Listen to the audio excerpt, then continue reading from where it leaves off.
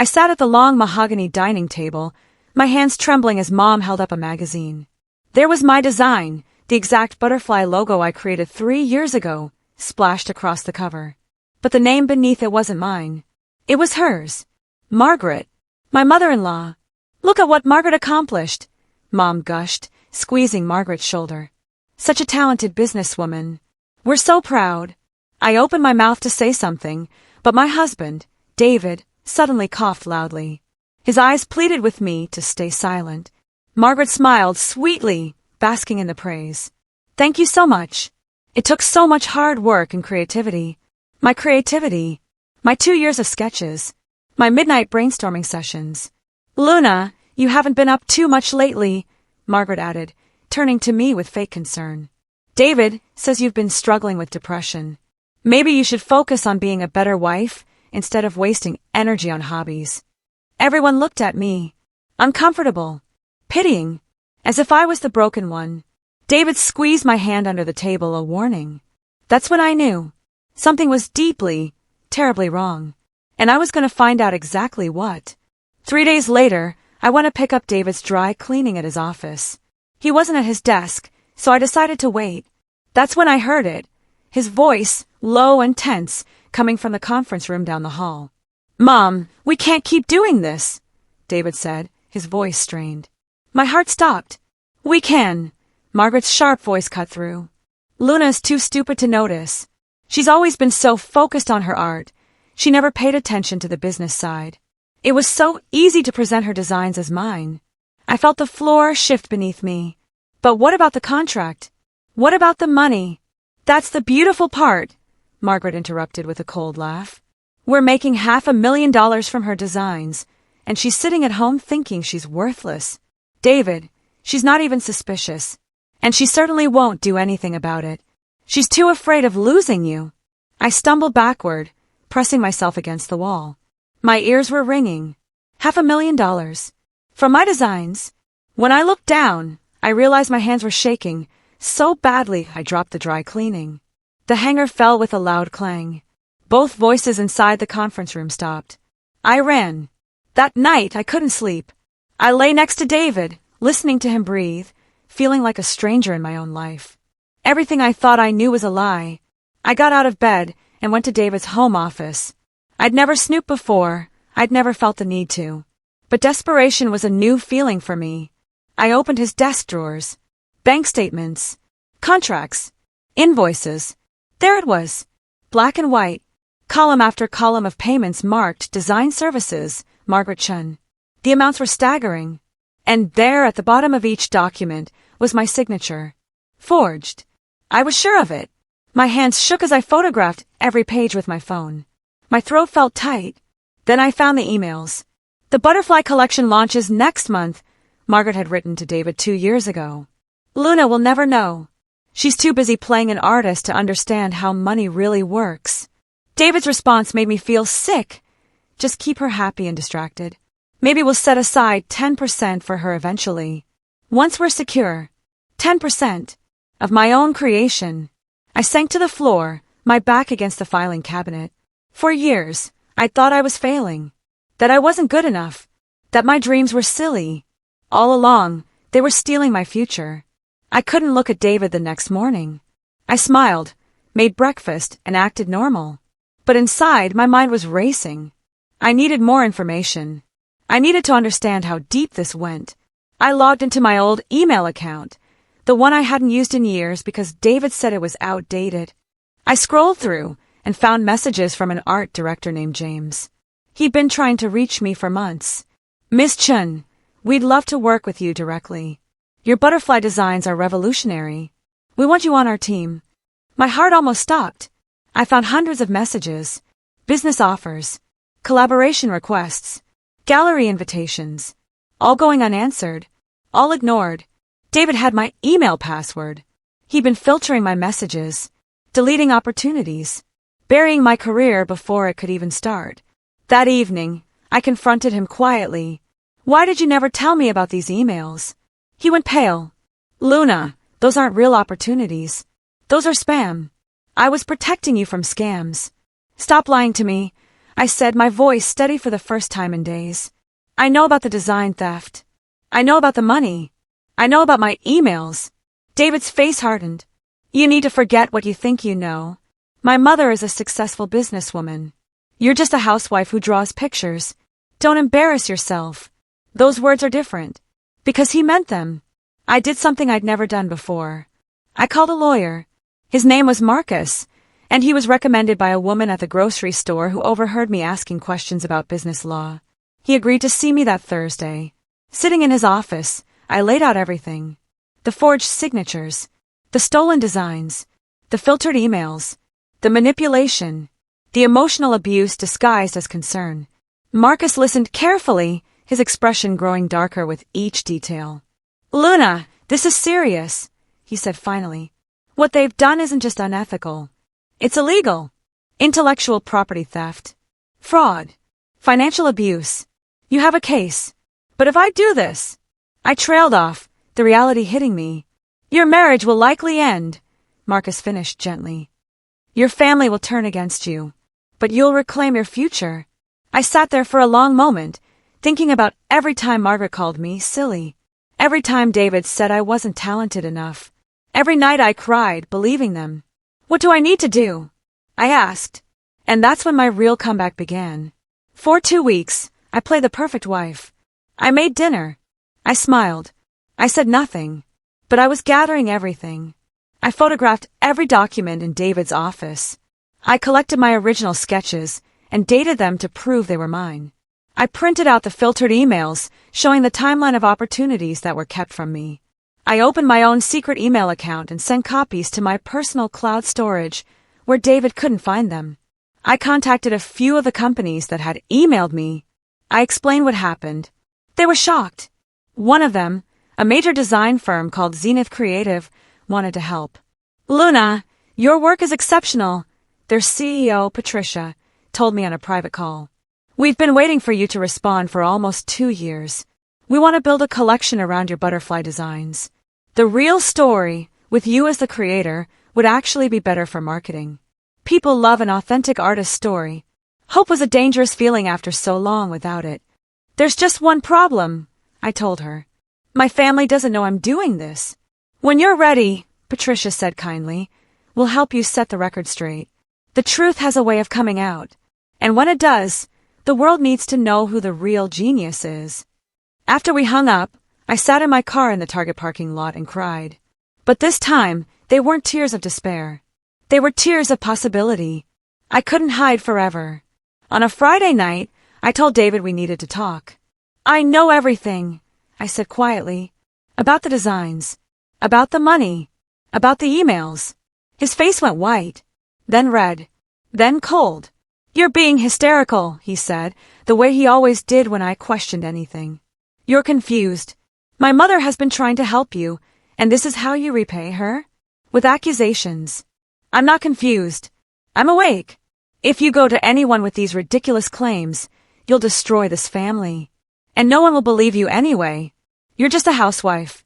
Who would take your word over Margaret's? Over mine. He was right about one thing. They would side with him. But he didn't know about the evidence. Or my new plan. I'm moving out, I said, surprising myself with how calm I sounded. You can't just leave. We're married. Watch me. I'd already packed a bag and hidden it at a friend's house. I'd already booked a hotel room for the next month. I'd already taken the first step. David grabbed my arm. Luna, don't be stupid. You have nowhere to go. No money. No career. You're nothing without me. I looked at his face, the man I'd loved for 8 years, and realized I didn't recognize him anymore. I'm everything without you, I said. I just forgot for a while. I left the next morning while David was at work. I didn't take much, just my documents, my sketches, and 2 suitcases of clothes. I left a note saying I was safe but needed time to think. My mom called immediately. Luna, David is devastated. What is wrong with you? You can't just abandon your husband. Mom, they stole from me. Margaret is family. And she said you've been struggling with your mental health. Maybe you need to see a therapist instead of running away. There it was. The gaslighting. The narrative they'd constructed around me. I'm done explaining, I said quietly. When you're ready to listen, I'll be here. I hung up before she could respond. That night, sitting alone in a hotel room, I did something I hadn't done in years. I drew. I sketched for hours. New designs, new ideas, new possibilities. My hands remembered what they loved. My mind opened up like a flower. By 3 a.m., I had the rough sketches for an entire collection.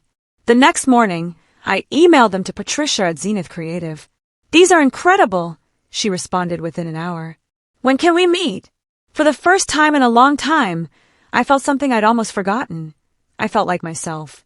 Patricia was everything I needed at that moment. Strong, smart, no nonsense. We met at a cafe, and she went through my sketches methodically, taking notes. Luna, you're not just talented. You're a visionary, she said. I want to sign you to an exclusive contract. We'll launch your collection under your name. We'll tell your story, the real story, and we'll do it publicly. My heart raced. Margaret won't like that. Margaret! Patricia's eyes narrowed. She's been claiming your work. I told her everything. As the words poured out, I watched Patricia's expression shift from shock to anger to determination. That's not just theft, Patricia said coldly. That's a bigger problem than we thought. I need to make some calls. She pulled out her phone and called someone. A journalist. Her name was Sophie, and she specialized in stories about fraud and family betrayal. Within an hour, I was sitting with both of them, and they were planning how to expose the truth. We need to be strategic, Sophie explained. We release your work first. We build your credibility as the real artist. Then we tell the story of what was taken from you. The public will be on your side before Margaret even knows what happened. It was happening. The reckoning I'd been afraid to dream about was actually happening. But I didn't know yet how far Margaret would go to stop it. 3 days after meeting with Patricia and Sophie, I got a call from my sister-in-law, Claire. Luna, what did you tell Patricia at Zenith Creative? She asked, her voice panicked. Why? What happened? Margaret found out. She's furious. She's saying you're trying to ruin her, that you're spreading lies about her, and that you're mentally unstable. She's calling lawyers. She's talking about getting a restraining order against you. My stomach dropped. For what? She says you're harassing her. She's telling everyone that you had a breakdown, and that David is trying to protect you. Luna, she's making you look like the crazy one. I closed my eyes. This was the thing about manipulators. They're always 3 steps ahead with their lies. Claire, I have proof of everything. She stole my designs. I know, Claire interrupted quietly. I believe you. I've actually known for a while. I just didn't have the courage to say anything. But I'm telling you now, be careful. Margaret doesn't lose. She destroys it.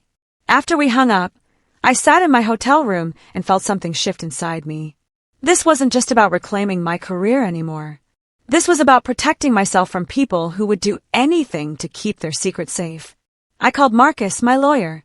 We need to accelerate this. They're moving against me. Let them, Marcus said calmly. The best way to stop a liar is with the truth. Are you ready? I took a deep breath. Yes. Patricia moved fast. Within a week, Zenith Creative announced a new designer, Luna Chen. The campaign was beautiful.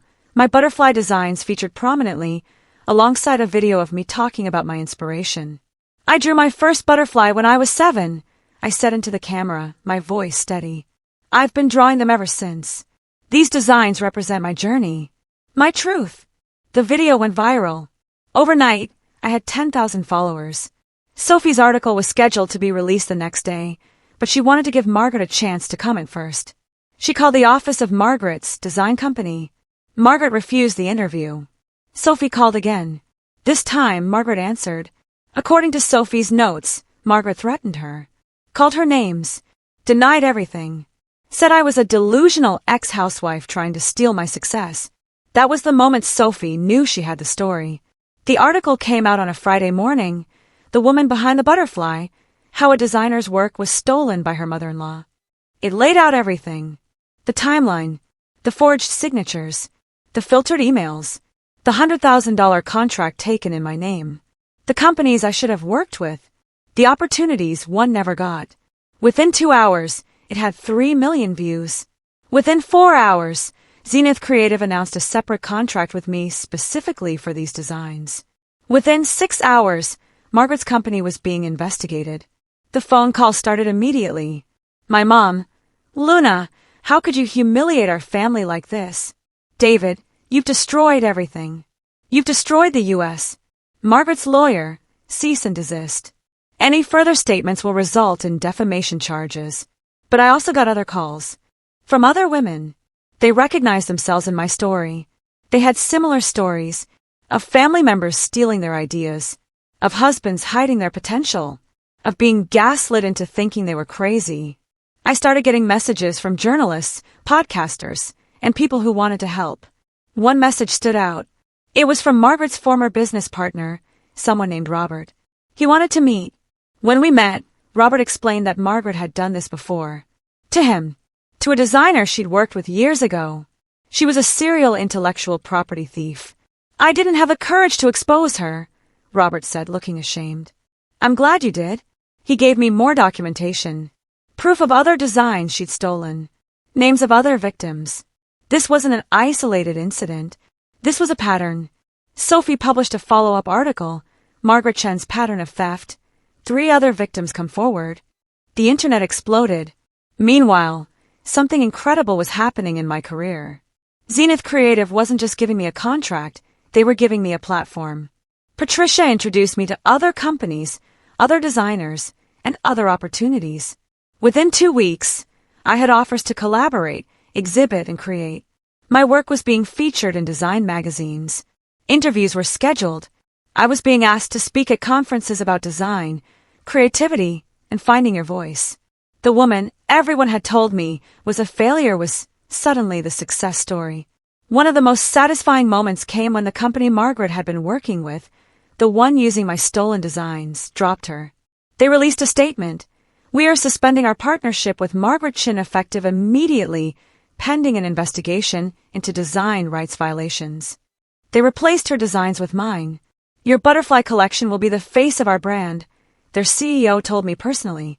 The real creator. The real story. I hung up the phone and actually laughed. Not out of spite, but out of sheer relief.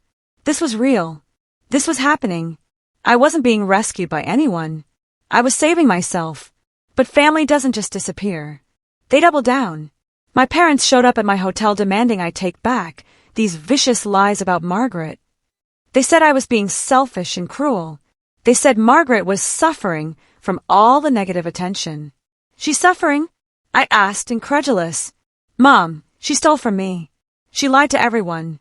She's family, my mother said firmly. Family comes first. Not when family destroys you, I replied quietly. My father wouldn't look at me. You've made your choice. We've made ours. They left. It hurt. It would hurt for a long time. But I couldn't go back to being small and silent just to make them comfortable. Claire texted me later. Don't listen to them. You did the right thing. I'm proud of you. At least one person got it. David tried a different approach. He called and said he wanted to apologize. He said he'd been manipulated by Margaret too. He said he wanted to work things out. I was wrong about your art, he said. I can see that now. You're talented. You're brilliant. Come home. But his words felt hollow. He wasn't sorry. He was panicking. His wife was famous now, and he wanted back in. I told him I needed more time. But we both knew the truth. I would never go home to him. Margaret didn't handle the exposure well. According to the news, she had a complete breakdown. She checked herself into a hospital for exhaustion. Her company shut down. The contracts that used my stolen designs were being renegotiated or canceled. Her lawyers stopped responding. Her friends stopped calling. She became a cautionary tale. Part of me felt sad about that. The woman was still my mother-in-law, still David's mother, still a real person, even if she was a terrible person. But I couldn't let that sympathy stop me from moving forward. Marcus told me that Margaret was willing to settle. She would sign documents admitting that the designs were mine. She would publicly retract her claims. She would agree to stop claiming credit for any of my work. She's finished, Marcus said. The publicity destroyed her reputation. She's in debt now. The designs weren't as successful without the marketing machine behind them. She's got nothing left. I could have felt victorious, but somehow I just felt empty. Victory without justice doesn't feel as good as people think it does. The settlement papers came through on a Tuesday. Margaret admitted everything. In writing, she acknowledged that all the butterfly designs were my original creations. She admitted to forging my signature. She agreed to pay back every penny she'd made from my work, with interest. It was $847,000. I stared at the number in disbelief. This money represented my entire stolen future, my lost opportunities, my wasted years of doubt and self-blame. When I transferred the money to my account, I sat down and cried. Not because I was rich. I wasn't, not really, not for long term, but because I was finally being seen, finally being acknowledged, finally being validated by something more than just words. Sophie published the settlement details.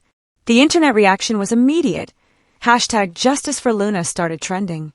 I got hundreds of messages from people saying I was their inspiration, that I'd given them courage to stand up to their own family members, that I'd shown them it was possible to win.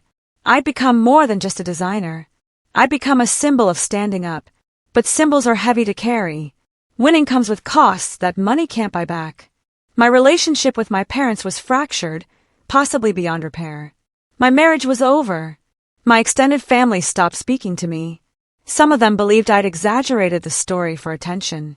David filed for divorce. His lawyer tried to claim that since the settlement money came after the marriage technically started, it was marital property.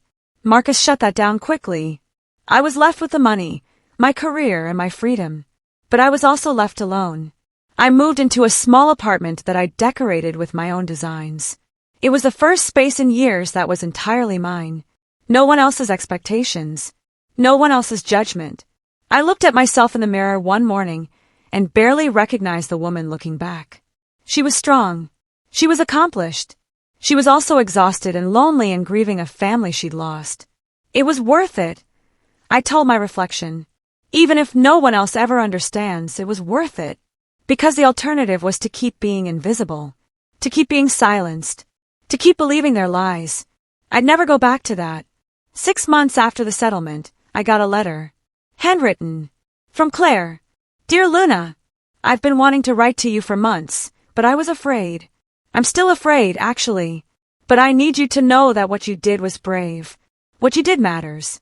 After everything came out, I started looking at my own life. At the things I'd been ignoring. I'd been accepting less than I deserved. You reminded me that silence isn't safety, it's just another kind of cage. I've decided to leave my husband. Not because of anything dramatic like you went through, but because I realized I was disappearing too. I was becoming smaller to make everyone else comfortable. You taught me that I'm not responsible for other people's comfort. I'm only responsible for my own life. Thank you for being brave. Thank you for showing me it was possible. Your friend, Claire. I read it 3 times. Then I called her. I'm so proud of you, I told her. I'm proud of you too, she replied. And I'm sorry about everything. I should have said something sooner. You said something when it mattered. That's what counts. We talked for 2 hours. For the first time, my actions didn't feel lonely. They felt like they'd created a ripple. Like my courage had helped someone else find theirs. My first solo exhibition opened on a Friday night. It was called Reclaimed, and it featured 100 butterfly designs, some old, some new, all undeniably mine. The gallery was packed. Journalists, other designers, supporters, and curious people wanting to see the woman from the viral story. Patricia gave a beautiful introduction about the importance of protecting artists and the courage it takes to stand alone. Sophie interviewed me about my journey, and people came up to me with tears in their eyes, telling me how my story had changed their lives. I sold 35 pieces that night, but more importantly, I felt something I hadn't felt in years, pride. Real, deep, bone-level pride in myself. Not because I'd won a battle, not because I destroyed my enemies, but because I'd survived it all and come out the other side with my soul intact. I'd chosen myself, and that choice saved my life. 3 months into my new career, I got a call from David. I want to apologize, he said without preamble. I was a coward. I let my mother control me, and I used you to do it. You didn't deserve that. I didn't know what to say. I wasn't expecting this. I've been in therapy, he continued. I've been trying to understand why I betrayed someone I claimed to love. The honest answer is that I was weak. And I'm sorry. I appreciate that, I said carefully. But sorry doesn't change what happened. I know. I just wanted you to know that I see it now. I see what you were dealing with. I see what I did. And I'm ashamed. After we hung up, I sat with those words. Apologies don't erase betrayal. But maybe they help you understand that the other person was just human, flawed and scared and small, just like everyone else. It didn't make me want to reconcile, but it made me able to forgive him, even if I couldn't trust him again. A year after I left David, I was a different person. I had my own studio. I had a team of people who worked with me, all of them talented women I'd met through my journey. We were creating a product line together, all based on my designs. My mother finally called. I saw your new collection featured in Vogue, she said quietly. I know, I replied. I was wrong, she said. About everything. I should have believed you. I should have protected you instead of protecting them. I listened while she cried and apologized. Part of me wanted to stay angry, but another part of me understood that she'd been trapped by her own family dynamics, her own fear of conflict, her own limitations. I forgive you, I told her, but I need you to understand something. I can't go back to who I was. This version of me, the one who stands up for herself, who trusts her own voice, this is who I'm staying with. I know, she said, and I'm proud of her. It wasn't a perfect reconciliation, but it was real, and that mattered. By year 2, my brand was worth over $5 million. I'd been featured in dozens of magazines. I'd given talks at universities about artist rights and intellectual property. I'd started a foundation to help emerging artists protect their work and navigate business. Other women who'd been stolen from contacted me. I helped them with lawyers. I helped them tell their stories. I helped them reclaim what was theirs. The butterfly design, my design, had become a symbol of transformation, of standing up, of claiming your power back. Margaret never recovered. She'd moved to a different state, lived quietly, and tried to disappear from public life. I didn't follow her journey. There was no point. But sometimes I thought about her, and I felt a strange mixture of pity and vindication. On a quiet evening, I was sitting in my studio, looking at my designs. The walls were covered with butterflies in every color, every style, every evolution. I thought about the girl who'd created that first butterfly design. She was scared and uncertain but hopeful. She didn't know what was coming. She didn't know she would lose years to manipulation and theft and self-doubt. But she also didn't know that she would survive it, that she would thrive, that her courage would echo through other people's lives and give them courage too. I pulled out a new canvas and started sketching a butterfly with gold wings and a fierce expression. I called it the Rising. When I finished, I looked at it and smiled. This was who I'd become. Not broken, not defeated, rising. A knock on my studio door one Tuesday morning surprised me. It was David, but he wasn't alone. He had a young girl with him, maybe 15 years old. Luna, this is my daughter. Sophia, my daughter from before you and I married. I've been raising her quietly, and she wants to meet you. I was confused. We'd never talked about children. I hadn't even known he had a daughter.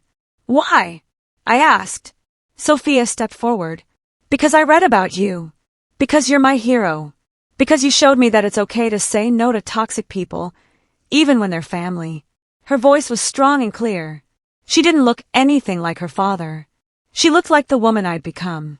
I wanted to tell you that your story saved my life, Sophia continued. I was struggling with my mother, David's ex, and I was blaming myself. But then I found your story, and I realized I wasn't the problem. And I stood up to her. And now things are better. I felt something break open inside my chest. This ripple effect, this real, tangible proof that my pain had meaning beyond my own healing. Thank you for telling me that, I said, and I meant it with every cell of my body.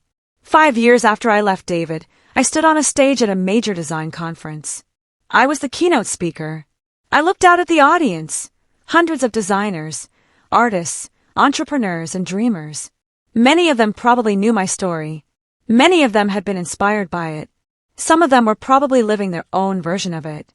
5 years ago, I didn't know who I was, I began. I'd let other people's definitions of me become my reality. I'd let fear become my master. I'd chosen comfort and safety over truth and authenticity. I paused and took a breath. But I also learned something else. It's never too late to take your life back. It's never too late to claim your power. It's never too late to become who you were always meant to be. I showed them my journey, the designs, the betrayal, the exposure, the rebuilding, the transformation, and I saw something in their faces that I recognized. Hope, the possibility that their lives could change too. You don't have to wait for permission, I told them. You don't have to wait for someone else to validate your worth. Your worth is inherent. Your talent is real. Your voice matters. As I stood there looking at all these faces, I realized something.